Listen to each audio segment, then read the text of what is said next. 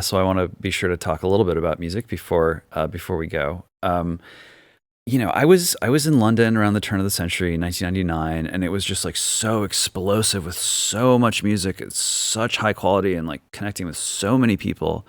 And now, Oasis is sort of returning finally, and there's this kind of this feeling of like getting a last taste of a moment that has gone. And I just wonder, like, where do you see music going? And do you think music is doing what it needs to be doing for us as human beings right now? I think music is, yeah, it's the same. It's like the responsibility of it. I also lived through that time. Music is healing, and it can change a lot of people's mood or vibe and heal people, and I think it's been hijacked because it became a business. But some people still know the value of music, and good music still exists, and you can also get it from the past. You could still listen to it. A recording is a recording and it exists. But yeah, it's a difficult thing because when you're a musician, it's the fact that you have to put it through the channel of an industry that it gets corrupted, and it gets put into a box, and this is how it's got to go out, this is how it's got to look, and this is what it's got to, this is the image that has to be put with this song, and a girl has to look like this, and she has to do this dance, and da-da-da. And often, like, obviously, it's 50-50 because Satan was the director of music. It is a great tool to get to people because music directly accesses your spirit. So you bypass the mind and your soul and your logic and everything. And just the way that it's used to sort of tell people how to behave sexually. Yes. Is incredible. So music directly speaks to your spirit, and you directly access the spirit without permission. So when you walk into a shop and you listen to a song, it directly accesses your spirit without permission. Right. And so, yeah, there's a level of responsibility to practice when you make music, and a level of knowledge you have to have. And we don't, we do get, because culture and the cult of culture, what is cool is never that. What is cool is the Satan's playground version. And if you don't function in that, then you're outside of that, But I don't know, it's a really difficult one. It's going to be interesting to see what happens. Even AI, I don't, it's like, it's kind of whatever. I think it's entertaining. It's like having a toy.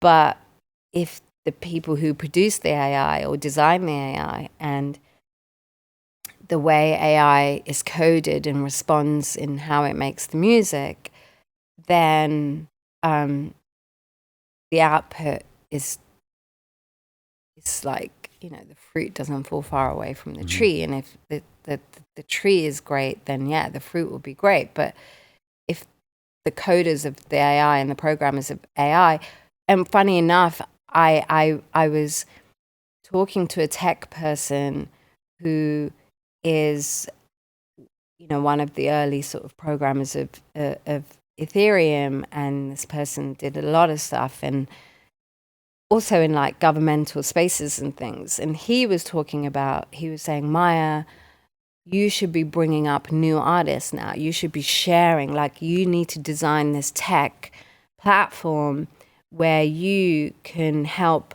artists who are less known monetize, and share some way to filter down wealth. And to begin with, I'm not a big artist for things I say, but if I was going to bring up new artists, and I was like, what kind of new artists do you think are not getting a platform? And he was like, PP Cocaine. And I was like, who's that? And I was like, wow, she must be really trying hard and not getting through to the mainstream. And when I was like, who is this like weird girl in some village that's Yeah. never going to get the shine, you know, doesn't dress sexy or whatever. And when I looked her up, like, she's basically like Bad Barbie or Cardi B. And she was just like doing the same stuff. And I said, well, what she is the mainstream. Yeah. Like, Cardi B is already shooting videos naked.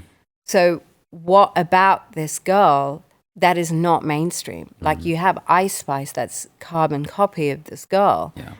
So even when you have these techies who have the power and control and are advising governments to program AI and program the technological future of our society, even they think the avant-garde is exactly the same as the mainstream. And all they want is a sexy female every time that's very, very skirting very close to porn every time. So it's not like there's some techie that's like thinking true real music is like this flute playing girl on the hills of Kazakhstan. It's not. You know what I mean? Yeah, I do. I do. So I fell out of kind of, you know, thinking that was the answer, and the AI was going to be the answer to create this new generation of musicians who are more knowing.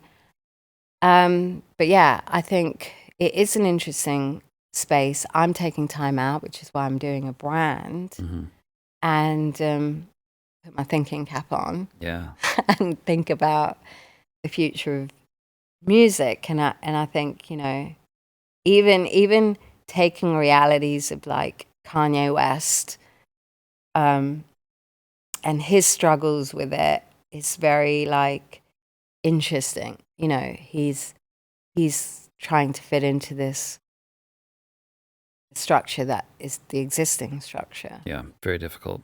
And it's very difficult.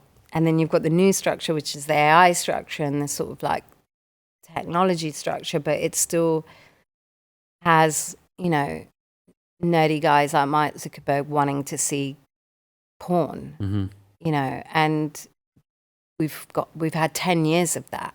And whether the new generation of tech bros are going to break out of that or keep that going, you know, it's like merging OnlyFans with the music industry is where we're at in tech. Yeah.